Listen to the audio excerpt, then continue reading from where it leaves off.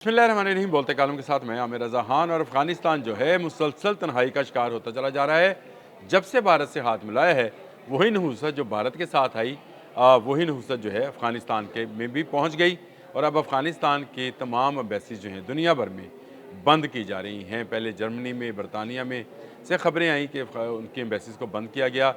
बहुत सारे ममालिक में उन पर पाबंदियाँ लगाई गई हैं, बशमूल अमरीका, कनाडा, वहाँ से पाबंदियाँ लगी। लेकिन अब जो ताज़ा तरीन खबर आई है वह जापान से है। जी हाँ, जापान ने भी तालिबान एम्बेसी को जो है बंद कर दिया है। तालिबान पहले ही आधी से ज़ायद दुनिया में तो तस्लीम ही नहीं किए जाते, यानी उनको किसी मुल्क का हुक्मरान तस्लीम नहीं किया जाता है।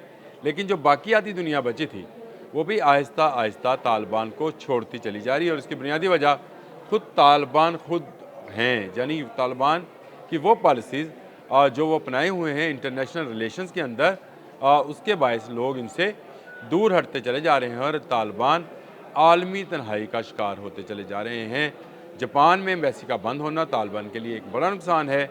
और ये इसी तरह से है कि जैसे अब फार ईस्ट में तालिबान के लिए कुछ नहीं बचेगा। इससे पहले तालिबान अपने इर्द गिर्द के ममालिक के साथ अपने सफारती तल्लुकात जो हैं उनको ख़राब कर चुके हैं। और ज़्यादातर वजूहात वही हैं जिस पर पाकिस्तान ने भी आवाज़ उठाई थी कि तालिबान अपनी सरजमीन को दूसरे ममालिक में दहशत गर्दी के लिए इस्तेमाल होने दे रहे हैं, जिसकी वजह से TTP पाकिस्तान में कार्रवाइयाँ कर रही है। इसके बाद ईरान ने आवाज़ बुलंद की, ना सिर्फ आवाज़ बुलंद करी बल्कि वहाँ से अफ़गान महाजरीन को भी निकाला।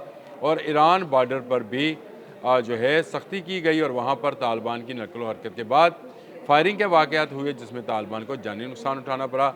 इसके साथ ज़रा चले जाएँ तो फिर ताजिकिस्तान आता है जिसके साथ मुसलसल झड़पें हो रही हैं। रोज़ाना की बुनियाद पर कोई ना कोई खबर सामने आती है जिसमें बताया जाता है कि तालिबान के फ़लाँ ग्रोह ने या तालिबान के परवरदा यानी उनके हाथ के नीचे मौजूद ग्रोहों में से किसी ग्रोह ने जो है ताजिकिस्तान बॉर्डर पर फायरिंग की। और फायरिंग के तबादले में इतने ताजिक और इतने तालिबान जो हैं वो हलाक हुए। इसी तरह से ये कहा जाता है कि ताजिकिस्तान में हलाक होने वाले 5 इंजीनियर चाइनीज़ थे, यानी उन पर भी तालिबान ने हमला किया जो ताजिकिस्तान के अंदर गोल्ड माइंस पर काम कर रहे थे। इसके साथ चलें तो उज़्बेकिस्तान आता है और उज़्बेक टेररिस्ट ग्रुप जो हैं वो भी तालिबान ने अफ़गानिस्तान में पनाह दिए रखे हैं, जो वक्तन फ़वक्तन उज़्बेकिस्तान में जाकर कार्रवाइयाँ करते हैं। इनकी इन दहशत गर्दाना कार्रवाइयों से तो चीन भी महफूज नहीं रहा, जो वान खान की पट्टी के साथ इनसे जुड़ा है या मुंसलिक हुआ है और कारोबार करना चाहता है। एक बड़ी रोड वहाँ पर बनने जा रही है, लेकिन उस पर भी तालिबान की दहशतगर्दी जो है वो सांस लेने में नहीं आ रही और हर जगह वो अपनी दहशतगर्दी करते हैं। यही वजह है कि कौम मुत्तहिदा से लेकर तमाम बैन अल-अक़वामी इदारे जो हैं आहिस्ता आहिस्ता तालिबान की सरपरस्ती से अपना हाथ उठाते चले जा रहे हैं। पाकिस्तान से हज़ारों तालिबान महाजरीन को निकाला गया कि जाएँ अपने वतन में जाकर बसें। पाकिस्तान में आप इल्लीगल हैं, लीगल हो जाएँ, वहाँ से वीज़ा लेकर आएँ, पाकिस्तान एम्बेसी तो ज़रूर आएँ, कारोबार करें, तलीम हासिल करें या जो भी आप काम करना चाहता है करें, लेकिन लीगल तरीके से। इल्लीगल अब यहाँ पर कोई अफ़गान शहरी नहीं रह सकता है। और यही सूरत हाल बाकी शहरों में भी है। लेकिन ये जापान तो दूर दराज ममालिक में शामिल होता है, इसकी कोई सरहद इसके साथ नहीं है, समुंदर तो खैर लग ही नहीं सकता क्योंकि लैंडलॉक मुल्क है अफ़गानिस्तान। इसके बावजूद जापान ने भी इनकी शरअंगेज़ी और शरपसंदियों के बायस एम्बेसी को बंद कर दिया है। तो ये वो आलमी तन्हाई है जो आहिस्ता आहिस्ता घेरे में ले रही है। और ये सिर्फ इसलिए है कि भारत की नहुसत अफ़गानिस्तान पर छाई है। भारत भी अपने इर्द गिर्द के ममालिक के साथ उसके तल्लुकात मसाली नहीं हैं। आपको पता है कि जिस तरह से बांग्लादेश के अंदर इस वक्त एक स्ट्रीम चल रही है, यानी भारत मुखालिफ बहार जो है वो आई हुई है और वहाँ पर हर इकदाम का इल्ज़ाम जो है भारत पर लगाया जा रहा है और भारत वहाँ पर दरअंदाज़ी कर रहा है और दहशत गर्दाना कार्रवाइयाँ कर रहा है। इसीलिए वहाँ पर जितने मुजाहरे होते हैं उसमें भारत को मोर्दे इल्ज़ाम ठहराया जाता है। इसी तरह से आगे नेपाल है, नेपाल में भी यही सूरत हाल है और वहाँ पर भारत मुखालिफ तहरीक चल रही है। फिर श्रीलंका है जो कि तामिल टाइगर्स को समझता है कि जो श्रीलंकन गवर्नमेंट के ख़िलाफ़ थे उनको भारत सपोर्ट करता रहे और असला फराहम करता रहे।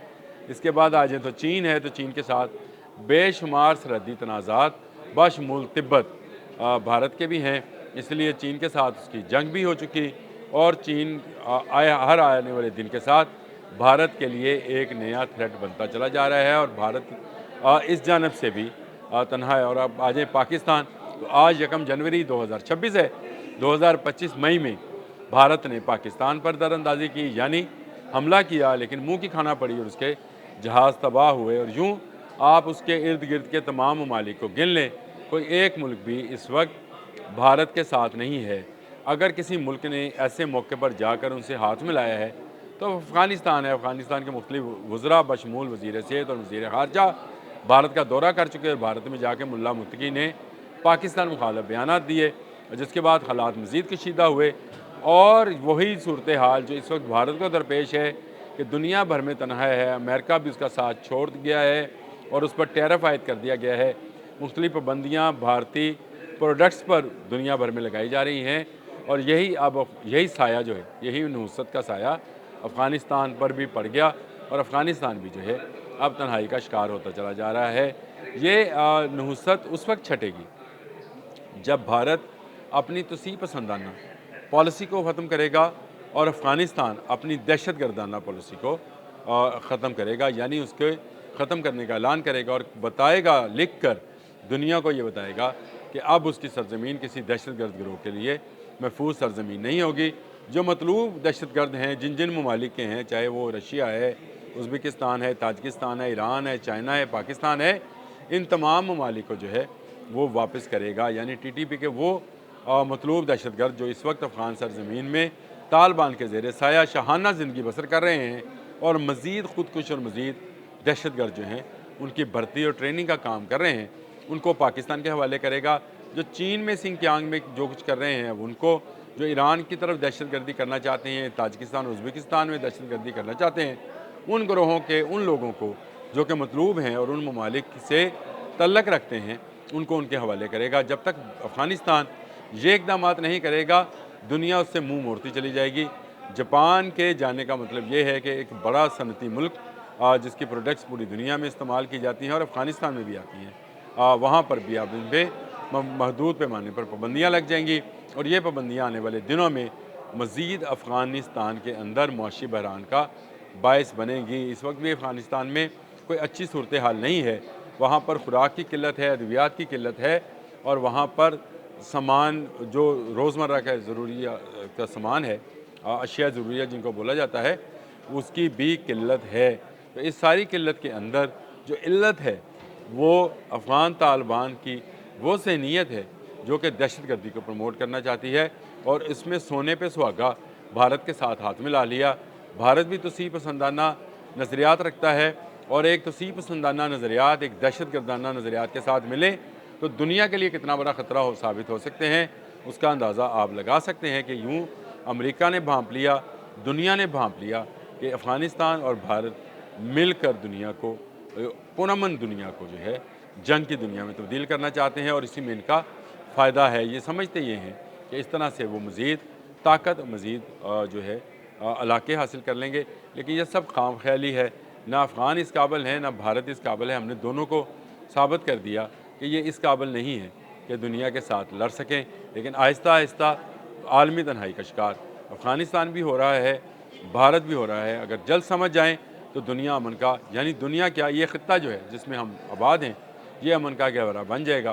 भारत ने चाहा तो ये था कि पाकिस्तान की मगरबी सरहद को भी गर्म किया जाए, लेकिन हमने उसको ऐसा ठंडा किया है कि वो रहती दुनिया तक याद करेंगे।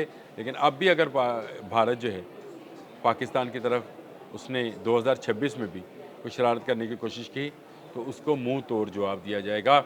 लेकिन अफ़गानिस्तान के लोगों को, तालिबान को ये समझना चाहिए कि अगर वो मुसलमान हैं और कलमा तैयबा पढ़ते हैं तो उनको पाकिस्तान का साथ देना चाहिए, उनको दहशत गर्दी का, उनको लाक़ानूनियत का साथ हरगिज़ नहीं देना चाहिए और भारत से मिलाया हाथ वापस खींच लेना चाहिए।